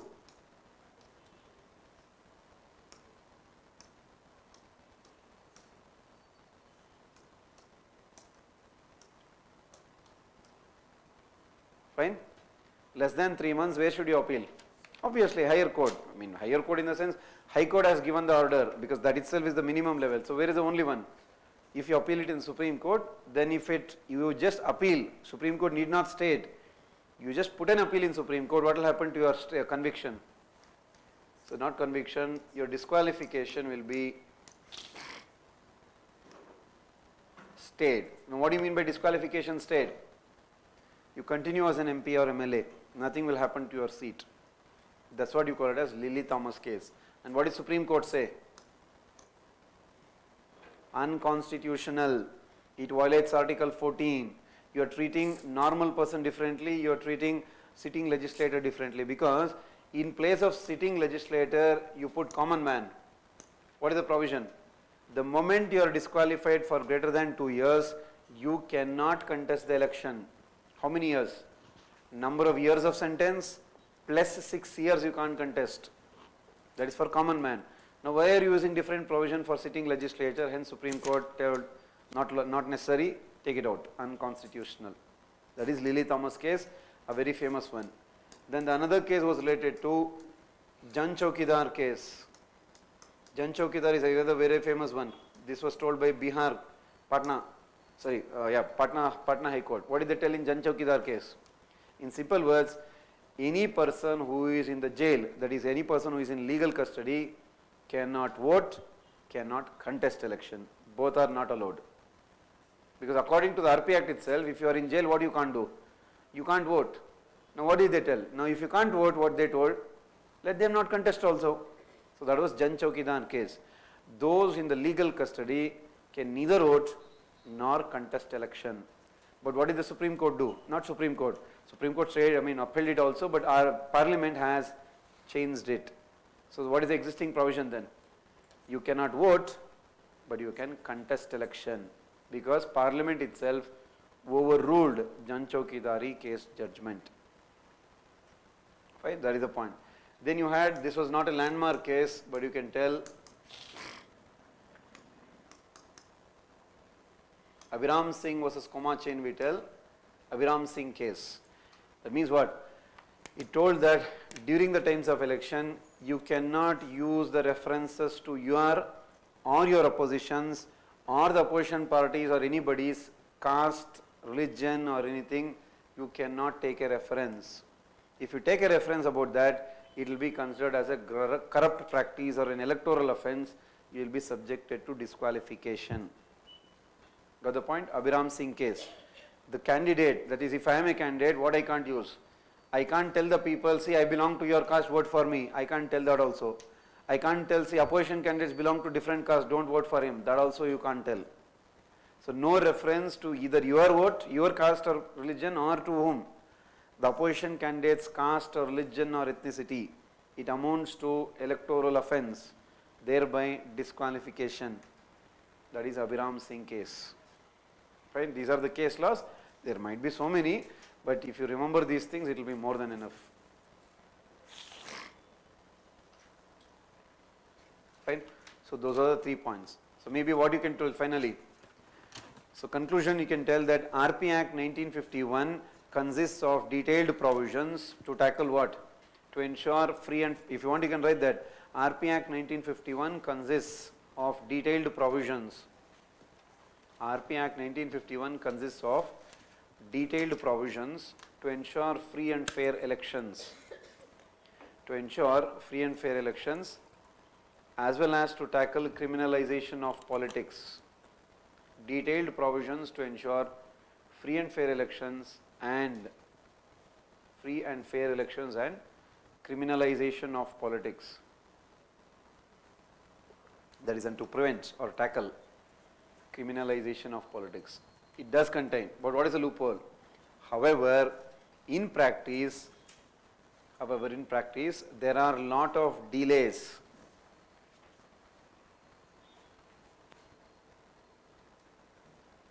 In practice, there are a lot of delays in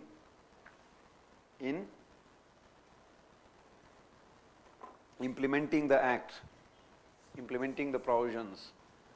Lot of delays in implementing the provisions, and what is less? Lot of delays in implementing the provisions, and the conviction rate is very less. Hence what you have to do? Hence we need amendments to make the act more powerful, stringent. Hence, we need amendments to make the act more stringent, more strict. Amendments to make the act more stringent.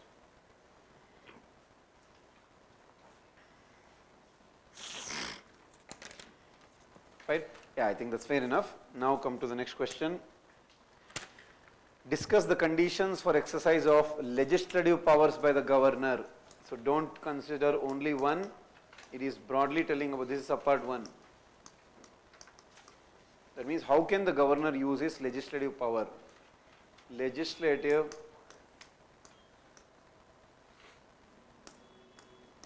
power of governor. Again a very basics one. Remember your what do you call as the basics of Lakshmikant, exactly the same. How do they use the legislative powers? 2. Second part is what? Repromulgation of ordinances.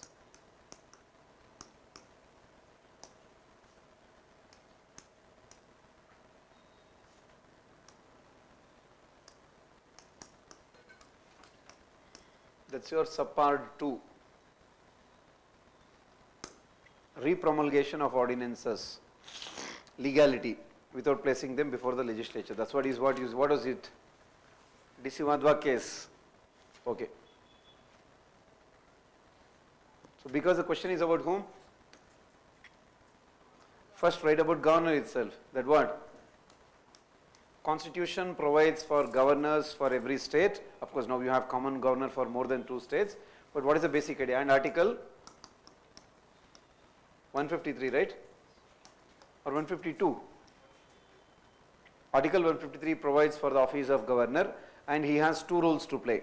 What is the first one? He is the constitutional head of the state government.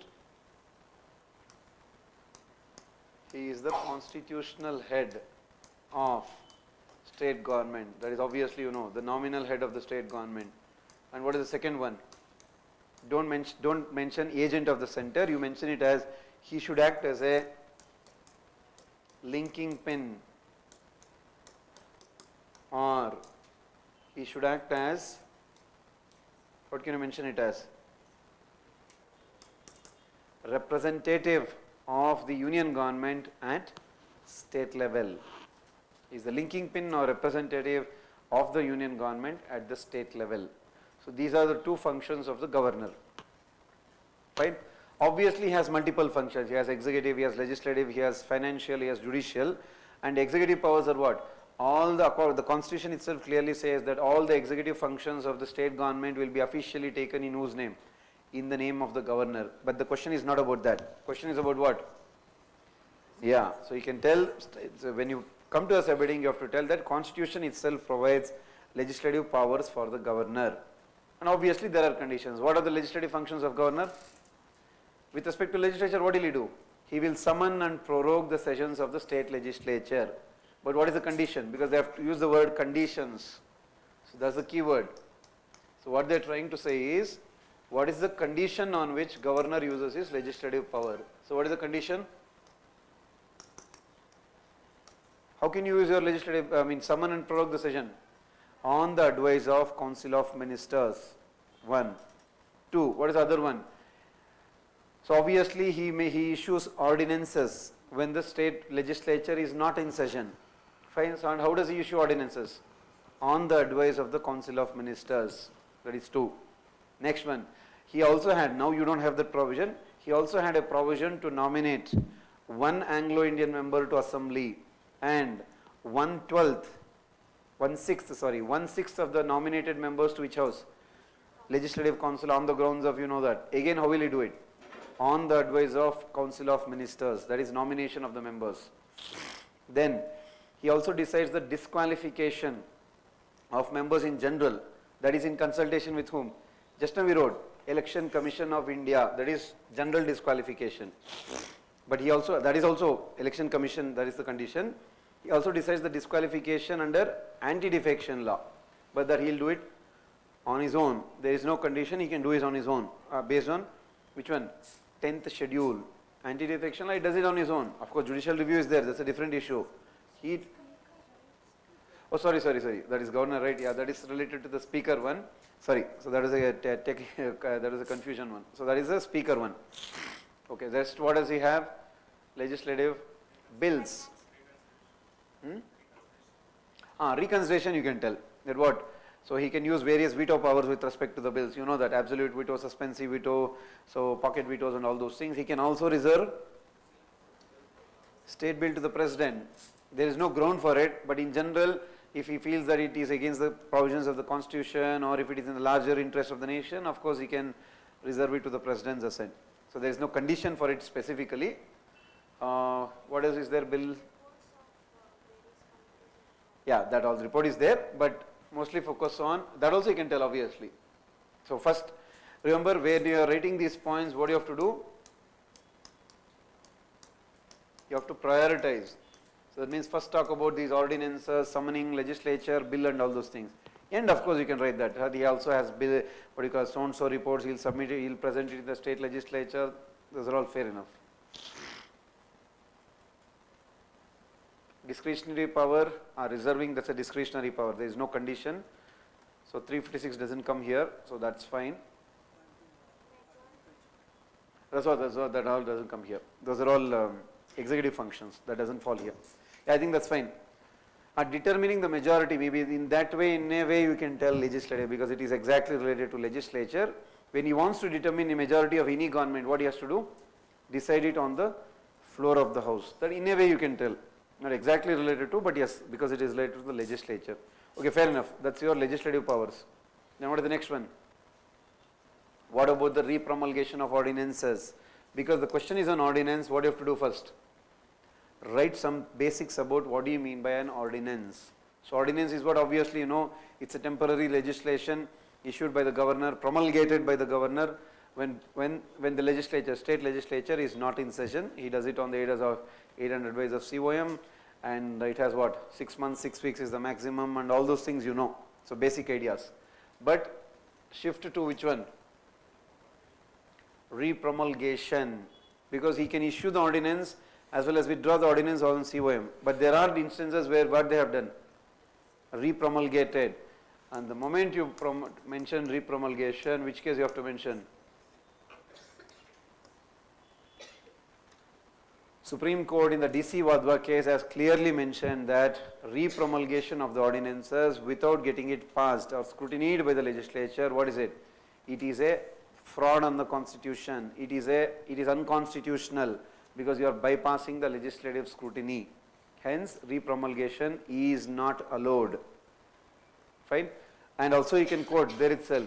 Supreme Court in which case? Krishna Kumar case has also told that each and every ordinances should be introduced in the legislature, reason should be mentioned, completely scrutinized by the legislature because legislative power is the ultimate one. You can do it only in extraordinary circumstances. It cannot be considered as a parallel power. It's not a parallel power. All those things they have clarified. And of course, just wherever possible, bring in which case?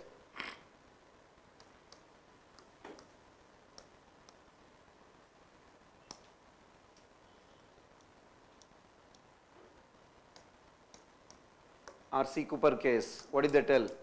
Ordinances are subjected to judicial review. You cannot keep giving ordinances as and when you want. So that is the point.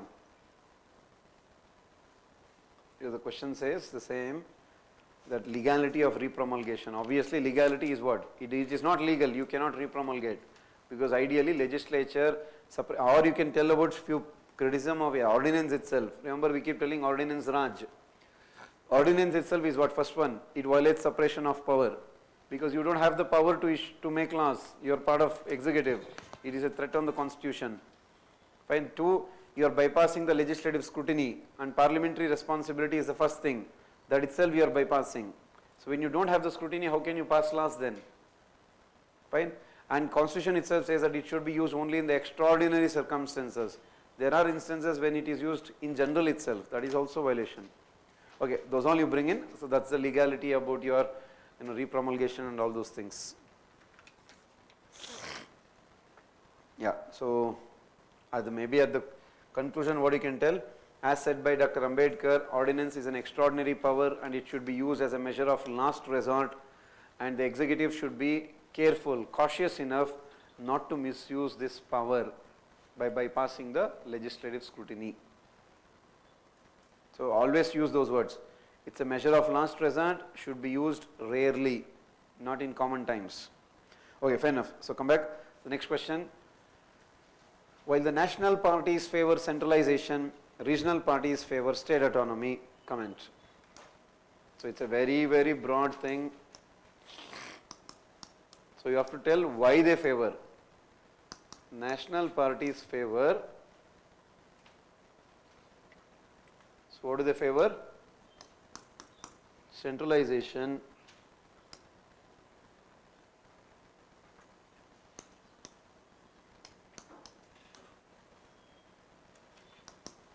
Regional parties favor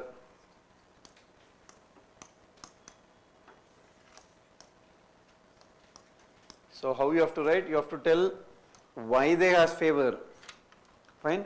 So why they are asking for centralization, and two, any kind of examples or any PMs who argued for that. So that angle you have to bring in, fine. How can you introduce your answer? Because the question is about, in a way, federalism. So start by talking about federalism itself. That what? Indian constitution provides for a federal system in which power is divided between center and the states, or power is divided between the national government and the state government in the constitution itself. But however, what did we do? However, the constitution makers has provided for a strong center for various reasons. Over a period of time, what happened? Over a period of time, that is in the post-independence era, greater power of the center has led to conflict between centers and the state. And then continue. National parties favor centralization and regional parties favor decentralization, that is state autonomy. Now why? Why do the regional parties favor centralization? Normal things, what do? In the beginning itself, the constitution makers itself time and again used one major reason. So what is the major reason? We need a strong center. That itself is that centralization. For what purpose? India's unity and integrity, because we were an young country, too many problems were there, we had already faced partition, we did not want regionalism to strengthen. That's why they wanted strong center to keep the country together. Two, they also favored strong one to ensure, you can link it to that. In the post-independence, they ensured that, they demanded for centralization to ensure, for what?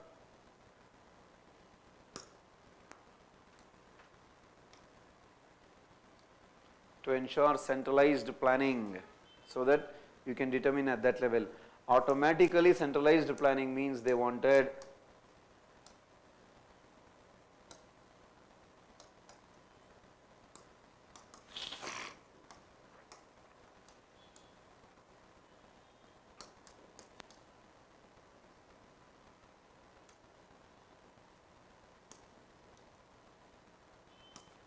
standardization of the policies and development throughout the country. For example, see, education was earlier state subject, then what they made it? Concurrent subject, because reason they started to feel that states are not focusing too much on education, so standardize. Right? Now you have to take GST. Why did they come up with GST? That itself is a way of centralization. So what is it for? Economic unity, one nation, one tax. So for that, to ensure economic unity of the country, they favor centralization. To address regional imbalances, because obviously we know south and western states are relatively better developed, but the rest part of India needs to focus on development, but they don't have the finances. Where will the government of India get finance then? Collected from the state. If strong center is there, they'll have the finances, and what they'll do? They'll redistribute it to the needy areas, regionally imbalanced areas. That is more money towards UP, Bihar, MP, Chhattisgarh, those things. So get the money to ensure overall development of the country. That is to address regional imbalance. So this is why they favor centralization. Of course, you can tell to also tackle issues like Naxalism or Kashmir issue or Pakistan, what do you call as this, terrorism issue like Khalistan or Nagalim and all those things. For that you need a strong army. You need too much of money. Of course, how will that happen? Only when you have centralization. So these are all various things, I think that's fine. So then, why the states favor autonomy then? You think logically, why states are demanding autonomy? Because they don't have the funds. Now if you have so much, if you don't have adequate funds, what will happen then? You can't plan your own programs and developments. And they tell in federalism, basic principles, strong states make strong nation. Hence they demand cooperative federalism, more functions, more finances and everything they demand. Fine. And they oppose any kind of one size fits all approach. They tell that the policies should reflect what? The ground realities. So you need to customize the programs. So that also they will tell. Sometimes language issues might be there. Remember they oppose something like, let's say, one language, I mean Hindi kind of a language, that issues might be there, state autonomy. So that is also there. So then, okay, federalism issues, huh? Authority related means?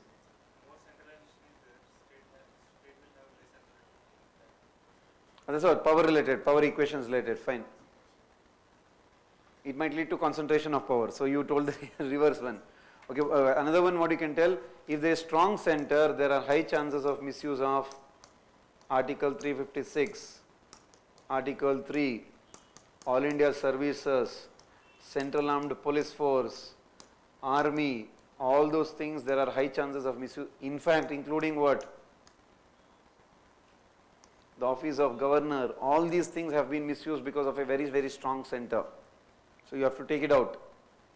These are the reasons why especially parties, you know all these things, like let's say in Tamil Nadu, in West Bengal, that's the reason they have demanded all these things. Fine. But in the recent years, actually these problems have settled to a large extent. What are the reasons for that? Coalition governments started to evolve. Fine, 1990s, 2000s. Cooperative federalism started. Niti Aayog started.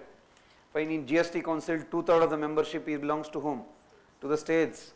And you have, what do you call as this, okay, Niti Aayog we have written, Interstate Council, what else? 42% vertical devolution, Finance Commission.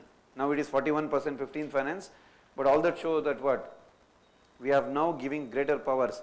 And you have SR Bommai case, what has reduced? Misuse of 356 has reduced. Fine, for governor it is still there. And for even for these things it is not so easy. All India services now, greater powers are with the center, greater powers are with the states now. So that's why largely states are being obviously empowered. Fine. But in the end you back that yes, sometimes we need strong center to ensure India's unity and integrity. You just have to just tell, Sarkaria Commission itself has told, SR Bommai case itself has told that what we need. We need, use a technical word in the conclusion, they have supported, what have they supported? Federal supremacy. Fine, they have supported federal supremacy. What? Supreme Court, Sarkaria Commission, even Punchi Commission have supported federal supremacy to balance India's unity and integrity. So you also back the same thing. But of course, you can also tell, but cooperative federalism should also be followed. Fair enough. So that's a question. Now let's go on to the next one. It's a very technical one. I will not talk about president election because I think obviously you will know all those things. Examine the procedures through which, critically examine their telling. That means kind of comparison kind of a thing. President of India and French are elected. So President of India you know. So indirect elections, so based on PRS TV system, who will vote? The elected MPs of both the houses, elected MLAs, MLCs will not vote, nominated will not vote, election commission will conduct the election, and what is the, quota, number of valid votes. You know that value of the vote also, right? Can you recall that? Value of MLA votes, so and so, population of the state divided by number of elected MLAs into 1/1000, all those things you read. That's a very basic one. I will not talk about President of India's election. How is President of France elected? French President. So note down a few points because this normally we don't read. Because remember, French system is a combination of presidential and parliament. It's not completely parliament, it's not completely presidential. First point is what? He is directly elected. French president is directly elected. That means same thing, based on universal adult franchise. Fine. Normally they follow 2-round process. they follow a 2-round process. What do you mean by that? In first round, any number of candidates can contest. Any number, X number, 10 people, 15 people, anybody can contest. So if anybody gets more than 50% of the votes, so automatically what is he? Elected. In the first round itself, if anybody gets 50% more than that, you are elected. What if nobody gets 50% vote? Then the 2 people are selected, 2 highest voters are selected. That means those who got, let's say 10 people contested. So obviously one or other person will have to get highest votes. So get those 2 people, top 2. Only they will vote, only they will contest in which round? Second round. And people have to vote again only for those 2. Automatically what will you have then? One or other person should get 50% of the votes. So then you will have a person who is elected as the French president. Fine, that is a two process, 2 rounds. They call it as runoff. I think you got an idea, right? Let's say 10 candidates contested. Let's say nobody got 50%. If anybody gets 50%, fair enough. If nobody gets, so then the next round who will contest? Only 2. Who are those 2? Those who got the highest. Out of them, select one. What is the term? Same 5 years. How many maximum terms? 2 terms. That means totally you can president for 10 years. Fine. Now what is the difference? He is the head of the state. He is the head of the state actually, French president. He will have all the powers because he is directly elected. What is the difference? He will choose a person as prime minister to actually run the day-to-day administration. Fine. That's it's a combination. Who will become the prime minister? Same thing. Those who have majority in the lower house, the leader of that party will become prime minister. It's like parliamentary. See, in parliamentary system, who becomes PM? Leader of the majority party. Same provision. But in India, Indian president is what? Symbolic. Here he is what? Real, because what is the reason? He is directly elected. So he will choose the PM. Though it is the provision is the same, the PM has to function in his name. He has all the powers, president. He will actually run the administration, French president. So he has more powers. That's why it's a combination of parliamentary and presidential elections. It's a combination. So that is the process of French president. Rest you don't have to understand anything. That is the actual process, who will vote and all those things. If you write Indian and French, automatically the procedure will come out. Okay, so the next one, Election Commission's role in the light of, discuss the role of Election Commission in the light of election, what do you call as this, MCC. Critically examine means look at the provisions and tell what system we follow, what system they follow. Do you think any French have a better provisions or something like that? You should always back Indian system and say there is no need to shift, there is no need to follow French model, ours is working fine, there is a power balance. Because there what will happen, they will have higher powers, what do you call this, president. Automatically there is a chances of what? Conflict between PM and the president. But in India there is nothing like that. Because one is nominal, another one is real. So let's follow the same system. That's the reason they have given you critical.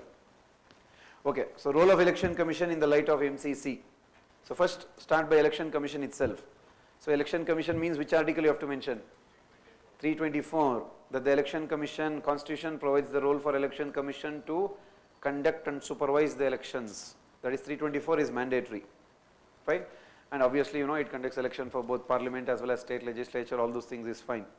But link it to MCC. Fine, what is MCC? The Model Code of Conduct, and what is it? It's a voluntary code. Obviously it's not statutory, it's a voluntary code designed by the Election Commission. And what is the intention of that? The intention is to regulate the behavior of the parties, candidates during the election process. When does it come into force? From the day of the notification of the election to the day of the declaration of the results. Today's schedule is announced, from today to the election results day. Till then MCC will be in force. So what does it broadly talk about? It broadly talks about how the ruling party should not misuse its power, how the candidates should behave, fine, how you should inform the police, like let's say to conduct any processions and everything. On the election day, who can come into the polling booth? Or those major things they talk about in the MCC. Fine. But they have talked about evolution, because remember It is not what? It doesn't have any statutory backing. How has it evolved then? It actually started in 1960, fine, in the Kerala Assembly elections. That time Election Commission did not do it. The Kerala government itself framed a rule, 1960. Then in 1962, the third general elections, Election Commission said that why not we follow it at the national level. 1962 elections were the first time MCC came into force. But what is the point? It is voluntary, hence it was not implemented properly until 30 years later. In 1991, T.N. Seshan was a very famous election commissioner. He redrafted MCC and made it very, very strict, 1991. So that's why you can say literally from 1991 it has been enforced very strictly. But officially when did it start? 1962 general elections. 70s and 80s not very strictly implemented because there were many, many violations. So from then on it is being done. Fine. So how does the Election Commission function with respect to MCC? If it feels that, because ECI is in charge of enforcement of MCC, right? If it feels that, like let's say so and so party or a candidate is violating MCC, what it does? It can ban them, not from contesting election, it can ban them for few days for campaigning, fine, prohibit them. What they can do? If it is highly violated, they can counter the election itself, that is they can cancel the election itself. Like for example, RK Puram elections, RK Nagar elections in Tamil Nadu and in Delhi, both were cancelled. RR Nagar elections in Bangalore itself, cancelled because in a largely MCC was violated. Fine. For example, recently Telangana government, what they did in the elections, the previous elections, they gave advertisements when MCC was in force. So Election Commission strictly cautioned the government to take out all the advertisements, and the advertisements were taken off. Remember during 2019 Namo TV case. So they launched Namo TV, they launched Narendra Modi movie and all those things. So Election Commission cautioned even during that time also. Like that so many instances are there. E-Vigil app is there, remember that? E-Vigil app wherein Election Commission itself has come up with that app. So anybody, if you feel MCC is violated, you can make a video or audio about that and you can upload in that app. Election Commission will take the action related to that. Like that, those are things are there with respect to how Election Commission is enforcing MCC. But what is the loophole of MCC? It does not have statutory backing. Fine. And two, Election Commission powers is not clearly mentioned anywhere. It is actually using greater powers mentioned in 324. There is no clear mention anywhere. Fine. And of course, if you want to, you can add, because the question says role of Election Commission in the light of evolution of MCC, you have to talk about that. But because it's a 15 marker, in general also you can tell that Election Commission, after all these things, Election Commission obviously has played greater role. Fine. In ensuring free and fair elections, it has come up with political awareness, National Voters Day, even the last person also they have tried to reach, sensibility mappings they have done, electoral photo identities, roles, everything they update regularly. EVMs, they have come up with the technology. VVPAT, though it is not VVPAT, is not their decision, but still they are implementing VVPAT. All those measures they have already taken. But Election Commission itself has a lot of loopholes. So like what? It doesn't have clarity in the powers. Their members are directly appointed by the President. There is no selection committee. It is not part of the charge expenditure. The election commissioners, because the Election Commission of India consists of one CEC, two EC. Two ECs do not have security of tenure. Fine. All those are the loop. They do not have the Election Commission power to deregister the political parties. All those are loopholes. Unless we address that, what you can't do? You cannot ensure a powerful Election Commission. Thereby, you cannot ensure free and fair elections. Right? So, MCC also you should refer, Election Commission also you should refer, because that is how the question is structured. Role of Election Commission in the light of evolution of MCC. Evolution means, remember we told 1960 to 1962 to 70s to 1991, and remember recently in 2014 Election Commission added a provision to manifesto. I mean MCC again, what did they tell? Parties cannot promise whatever they want to in the manifesto. Manifesto, you know, right? Before the parties they give. So what is the Election Commission tell? You should give the reasons as to how will you fulfill the promises. Not just mentioning I'll give you this and that. How will you do it? You should mention the reasons. Way forward kind of a thing. Now, of course, Supreme Court is looking into the freebies issue, that is a different one, you will have it for the future, right. So, this is the Election Commission and MCC one.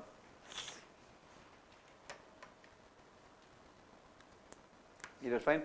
Yeah, I think that is more than enough. 16 and 17 are social justice, 16, 17, 18, all three. Welfare schemes, social justice, donor agencies, social justice, RTE, social justice. So 7, sorry, yeah, 7, right? Where was that question? Yeah, 7, 16, 17, 18, they are social justice, they will discuss. Of course, rest 4 are IR, so they will discuss in that one. Yeah, so fair enough, thank you.